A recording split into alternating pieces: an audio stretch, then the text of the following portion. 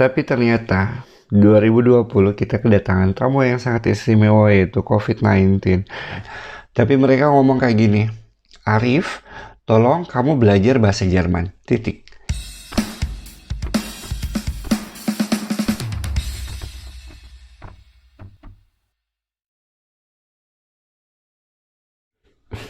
Selamat malam. Kabar baik dari Jerman. Semoga kalian baik-baik juga di sana. Malam ini, di video kali ini, kita akan ngebahas tentang pengalaman saya selama di Jerman mengikuti kelas internasional. Di Jerman saya sudah hampir 3 tahun ya. Terus selama 3 tahun itu saya 2 kali mengikuti kursus bahasa. Kursus bahasa yang pertama itu dia digabung dengan kelas integrasi. Jadi selama 6 bulan plus 1 bulan kita berada di dalam kelas bahasa itu. 6 bulan untuk fokus kepada bahasanya, sementara 1 bulan ekstra itu kita mempelajari tentang bagaimana kehidupan di Jerman. Dari budayanya, segi politik, sosial, sejarah, semua dipelajari di situ. Sedikit cerita. Jadi waktu 2019 saya di Jerman, saya disarankan untuk mengikuti kelas bahasa ini. Karena itu salah satu syarat untuk bisa tinggal di Jerman. Ya, ini sekedar tips saja ya, yang mau tinggal di luar negeri, tinggal ya, bukan berkunjung atau berwisata, yang mau tinggal di Jerman, dia mau tinggal di luar negeri, itu kalau boleh satu, menguasai bahasa, dan kedua itu bisa atau menguasai tahu menggunakan sarana transportasi umum yang ada di negara yang kalian tuju. Kita ngomongin tentang bahasa Jerman, itu sebenarnya ada 6 tingkatan level bahasanya. Ada A1, 2, A2, B1, B2, C1, dan C2. Biasanya C1 dan C2 ini sudah tahap yang apa ya, kalau kita bisa bilang tuh, kalau yang ngomong tuh kayak selevel-level profesor lah. Dari kosakatanya, gramatikalisasinya pun bisa dipelajari sebenarnya, cuman tingkat bahasanya itu lebih tinggi. Sementara A1, A2 sampai B1 itu kebanyakan dipakai di kehidupan sehari-hari. Siapapun yang mau tinggal di Jerman, itu biasanya mereka mengurus sertifikat A1 di Goethe Institut Jakarta. Sertifikat A1 ini adalah syarat utama untuk bisa tinggal di Jerman. Paling tidak bisa mengerti berkomunikasi dengan tingkat yang tidak terlalu kompleks, yang sederhana, dasar-dasarnya aja. 2019, saya diminta untuk mendaftar di sekolah bahasa. Saya milih sendiri, ada beberapa macam alternatif. Cuman pada saat itu, alasan saya memilih di sekolah yang saya inginkan itu karena dia dekat dari apartemen. Jalan sekitar 10-15 menit itu bisa terjangkau. Sementara di tempat yang lain itu bisa ya 10 menitan dengan kendaraan umum. Maka saya lebih memilih sekolah saya tempo hari. Setelah mendaftar di sekolah bahasa tersebut, saya dites masuk. Setelah dites masuk, bisa memenuhi A1. Cuman kan pada saat itu, setelah tes itu kita ada tes wawancara juga. Si tim pengajarnya ini, si tim seleksinya itu ngomong kayak gini, sederhana sih. Bapak baru di sini. Saya hanya menyarankan bagaimana kalau Bapak ambil dari kelas utama. Nggak apa-apa mengulang, Pak. Namanya belajar pasti prosesnya akan selalu berbeda setiap sekolah. Dan saya juga memikirkan, ya udahlah nggak apa-apa, karena waktu di Indonesia persiapan A1-nya itu saya belajar otodidak. Buku semuanya saya pelajari sendiri. Jadi saya pikir ya nggak apa-apa lah, saya mengulang dari awal, dari A1, walaupun udah punya sertifikatnya, setidaknya saat itu saya ada dibimbing. Tidak seperti waktu saya belajar untuk persiapan ambil A1 di Indonesia. Jadi saya mulai itu tanggal 29 Oktober 2019. Nama sekolahnya itu International Bund. Di situ saya dapat kelas yang dipimpin oleh Frau Seyerman. Menurut saya pribadi, Frau Seyerman ini itu guru yang baik. Cara dia memberikan pengajaran juga itu mudah dimengerti, mudah ditangkap, mudah dipahami lah. Temanya juga kelas internasional, otomatis orangnya pasti berbeda-beda dari berbagai negara.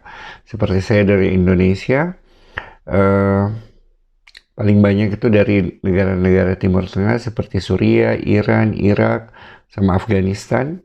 Terus ada yang dari Moldavia, ada yang dari Ukraina, ada yang dari Serbian, ada juga yang dari Turki. Jadi di kelas itu, oh iya ada juga yang dari Venezuela. Yang dari Venezuela ini akhirnya kami jadi benar-benar teman baik sampai sekarang. Kita saling kontak-kontakan, saling berkunjung ke rumah masing-masing, saling tukar-tukar makanan. Kalau kalian pernah nonton video yang ini, itu makanannya ya dari dia. Kapan-kapan kita bikin video bareng lah. Orang anaknya baik, suami istri, mereka berasal dari Venezuela. Jadi ini bisa dibilang curhatan generasi lockdown. Pertama, halnya itu kursus berlangsung sekitar 6 sampai 7 bulan. 6 bulan untuk bahasa, 1 bulan ekstra untuk integrasinya. Sudah seperti yang dijelaskan dari awal. Jadi kan November, Desember, Januari, Februari, Maret, April, Mei. Mei itu perhitungan kita udah kelar semua dari segi ujiannya juga sudah semua. Tapi ternyata 2020 kita kedatangan tamu yang sangat istimewa yaitu COVID-19. Kita harus dirumahkan.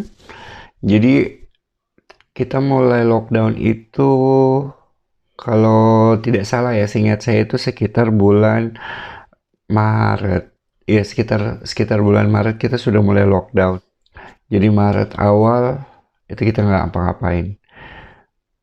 Sekolah saya itu mengusahakan untuk kita belajar secara online sampai mereka bekerja sama dengan salah satu sekolah yang sekolah bahasa yang agak besar di Jerman, yang mereka memiliki portal belajar online. Tapi itu cuman kayak apa ya? Kita kayak pilihan ganda gitu. Kita tidak ada ruang forum untuk diskusi atau apa. Itu tidak ada. Terus itu berlangsung sampai Maret, April, Mei, Juni, Juli. 5 bulan kita stuck sama sekali. Jadi inilah ini bisa dibilang curhatannya ya. Jadi kita belajar bahasa. Tujuan dari bahasa itu adalah komunikasi. Kalau seandainya kita tidak melatih terus, itu stepnya itu bukan maju tapi mundur. Sama lah kejadiannya seperti kita pada saat itu. Jadi di grup kita itu selalu ribut tentang itu. Bu, kapan masuk nih? Kapan nih masuk? Punya solusi lain nggak belajar selain belajar di portal online tersebut itu, karena itu tidak sangat membantu. Jadi udahlah kita coba untuk Zoom pribadi sesama teman. Kebetulan juga waktu teman yang dari Venezuela itu saya bilang kayak gini, kamu mau tidak jadi partner saya di ujian nanti? Oh iya nggak apa-apa lah. Oke. Oh iya sih, agak sedikit melenceng dari ceritanya. Ujian bahasa itu terdiri dari 4. Jadi dia yang menulis, mendengarkan, membaca, dan conversation, apa sih, percakapan. Jadi kalau kayak yang mendengarkan, dia mendengarkan ada instruksi yang harus kita dengar, dan habis itu kita isi jawabannya. Kita pilih jawabannya. Terus menulis itu dia lebih kepada surat. Entahkah dia kita komplain ke orang atau kita minta informasi ke orang dalam bentuk surat atau email. Terus yang buat membaca itu kita akan diberikan teks-teks tertulis, terus nanti ada pertanyaan pilihan gandanya. Sama percakapan ini kita ada presentasi, kita harus menjelaskan gambar, sama juga kita harus mengorganisir sebuah kegiatan, sama kayak contohnya kayak gini. Hari Minggu depan kita mau piknik nih. Ya udah, di ujian itu kita komunikasi gimana kita ngatur rencana buat minggu depan. Kembali ke cerita, saya bilang ke teman yang dari Venezuela, kamu mau tidak jadi partner saya di ujian nanti? Dia mau. Jadi selama kita lockdown itu, kita belajar via Zoom, via Skype, via WhatsApp. Sebisa mungkin kita komunikasi. Terus itu berlangsung sampai, ya, kita lockdown itu sampai Juli awal. Akhirnya sudah bisa masuk. Kita masuk, udah mulai persiapan, dapat kabar bahwa teman saya dari Venezuela itu tidak bisa melanjutkan kursus bahasa ini. Ya udahlah, permohonan Ausbildung dia diterima, jadi saya juga tidak bisa melarangkan karena itu masa depan dia.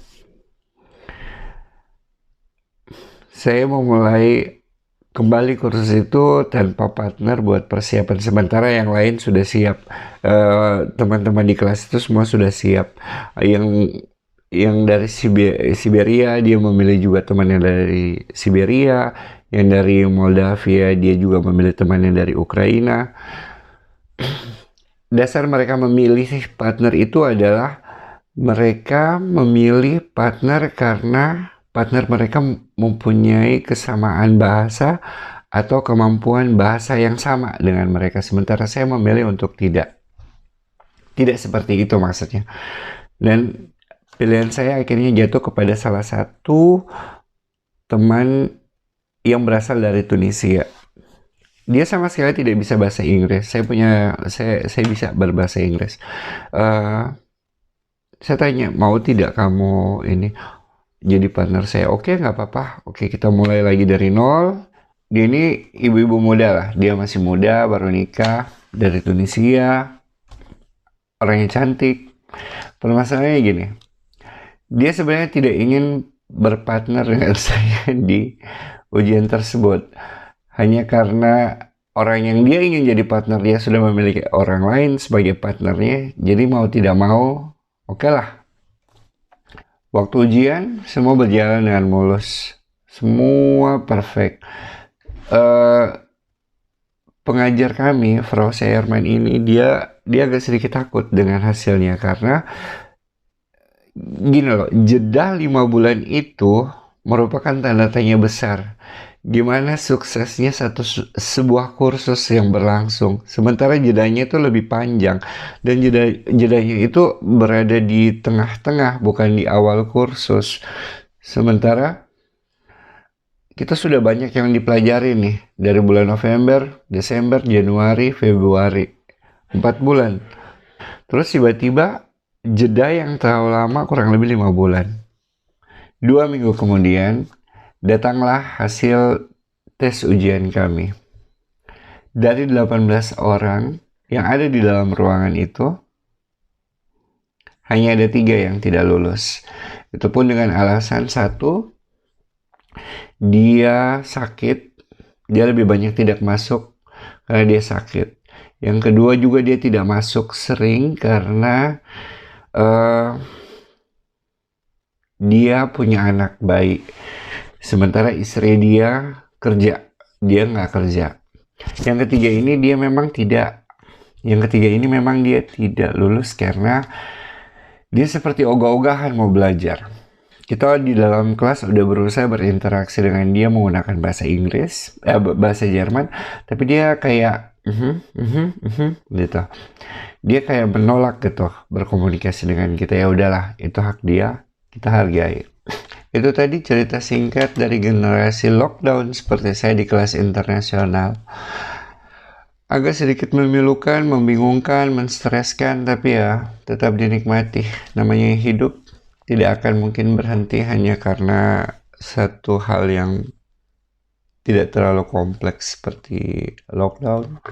Walaupun sebenarnya itu agak sedikit, bukan sedikit, itu banyak mengganggu kehidupan banyak orang. Oh ya, di sini saya tuh punya buku yang saya rekomendasikan buat orang yang ingin belajar bahasa Jerman. Ini dia bukunya. Semoga kelihatan ya. Ini Essential Grammar. Itu dia dari Monica Reinman.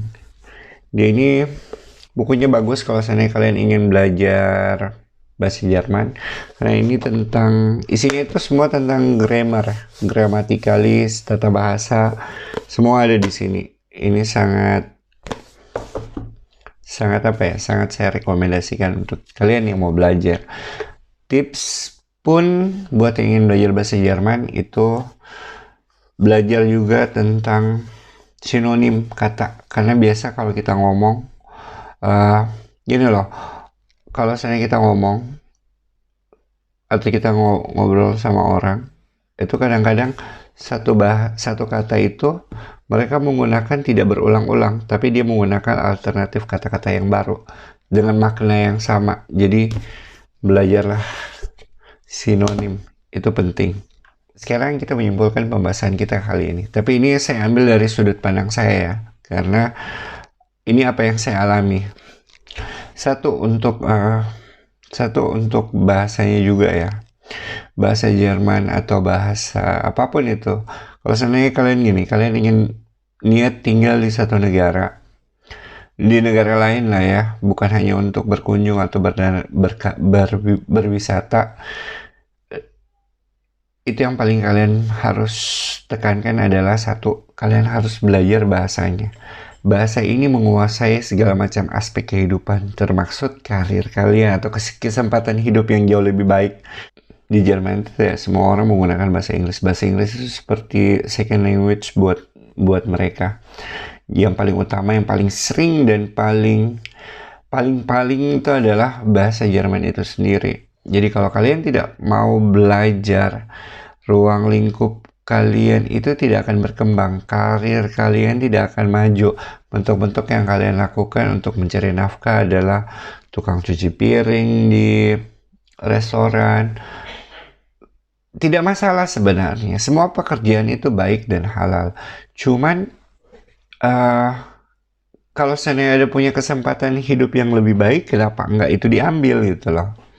Walaupun kita harus berkorban banyak, berkorban waktu, tenaga, pikiran, kembali belajar, itu nggak masalah menurut saya ya. Selain kesempatan untuk berkarir jauh lebih besar, itu kita juga mampu memperluas pergaulan kita.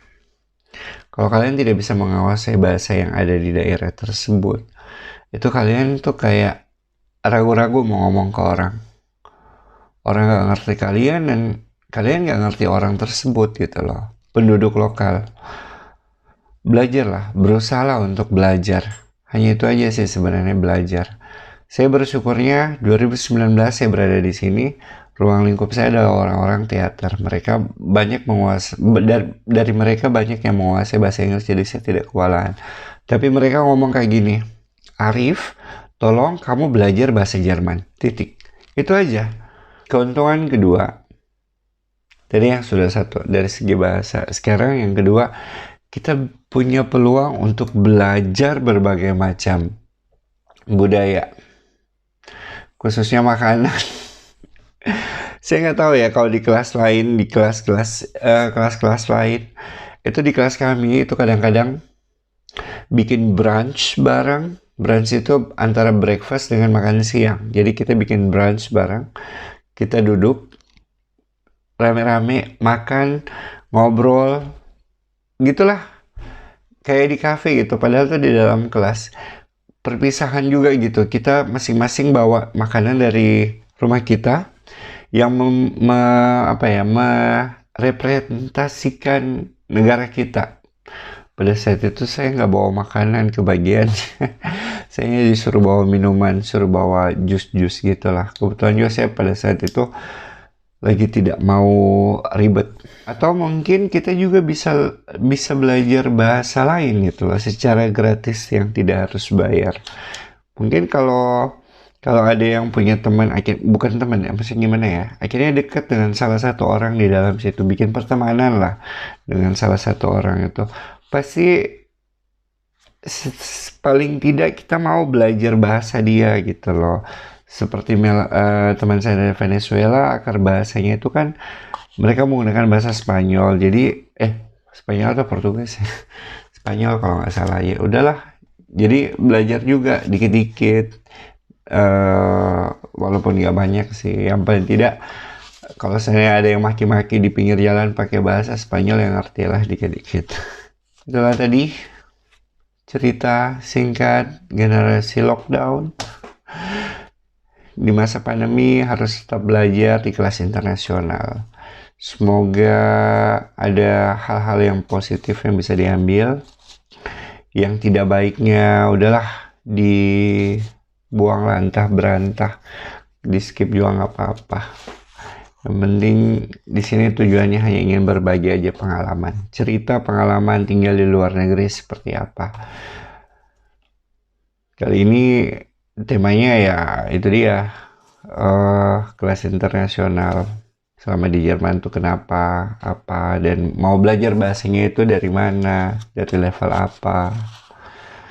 Ya udahlah ya, di sini udah nggak tengah malam juga sih, udah malam, udah mulai agak capek. Ya udah, kita sampai ketemu di video berikutnya. Bye.